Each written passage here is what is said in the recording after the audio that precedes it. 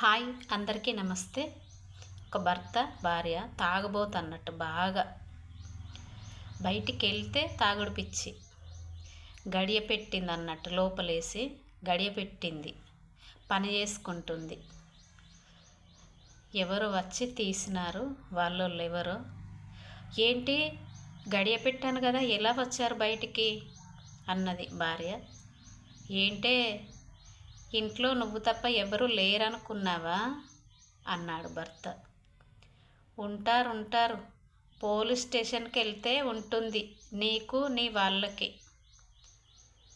అని అన్నది సీత. సీత పోలీస్ స్టేషన్లో కూడా వైన్ ఉంటుందా? వీడి తాగుడు పిచ్చ అంగడి పోను అలా ఉంటుందన్నమాట. తాగుబోతులకు ఆలోచన తాగుడు మీదనే, ఎటెళ్ళినా తాగుడు మీదనే ఆలోచన.